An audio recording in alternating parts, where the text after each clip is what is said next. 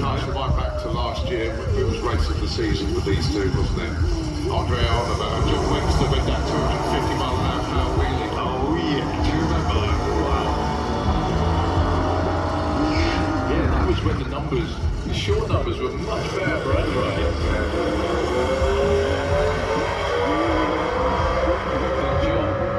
Yeah, they were absolutely side by side through the finish. And I didn't say to John, I think that, like you said, power wheelie at 330. I think it might have been the rear wheels that tripped the beams, not the front ones. You know, it was just mentally awesome race. Just how it's supposed to be. Now, bear in mind, a few weeks ago, John Webster had engine issues. That's a new engine in John's car for this weekend. And fingers crossed it all goes well for him. Because it's got to last this weekend. The Cup Cox event and, of course, main events. Same with all of them. There's three events in, well, it was 8 days racing for him, isn't it?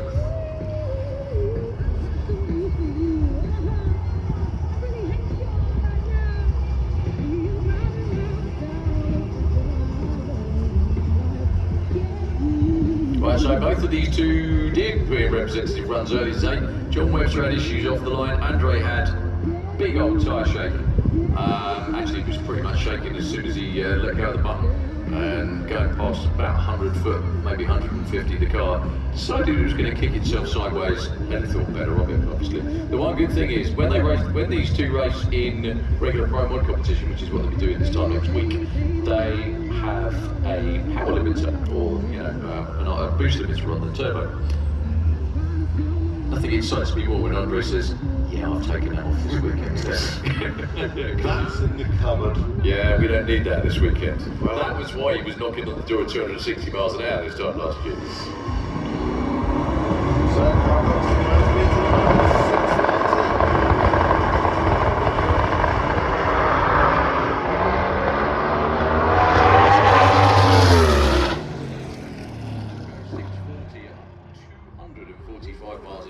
John Webster's car still does not sound happy, unfortunately.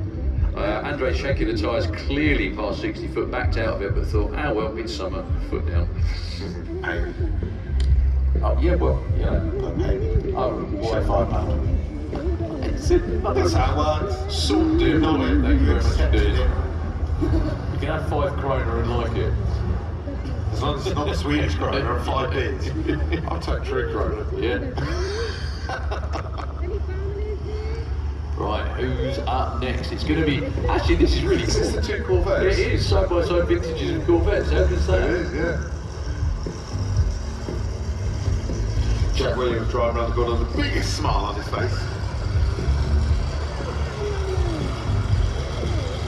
Yeah, this is what he came for. So, big block Chevy, car that normally runs 760 from the UK against basically a full tilt Pro Mod.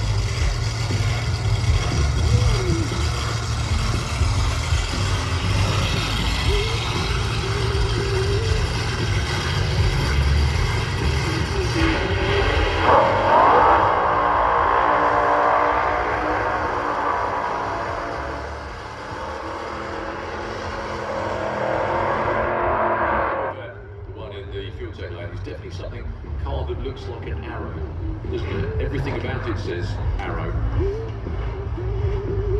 I'm not sure if Stian has taken the car into the 5s yet. He did with the Willis, definitely.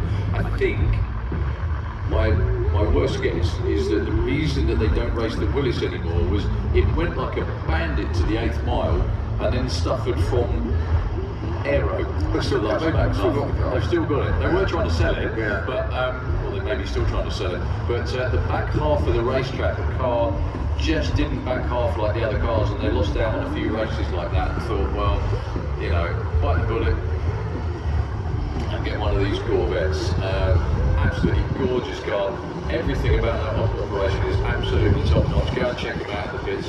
They're lovely people, and they come all the way from Oslo in Norway for your viewing pleasure.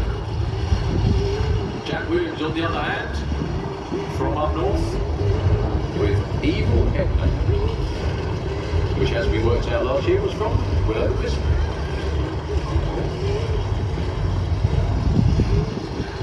It's funny, these days, it was an Evil TV ringing everybody in. This day it should be an evil mobile phone, shouldn't it, or something like that, you know? So good luck to both of them. I'm sure they're looking for 4 runs or pretty close.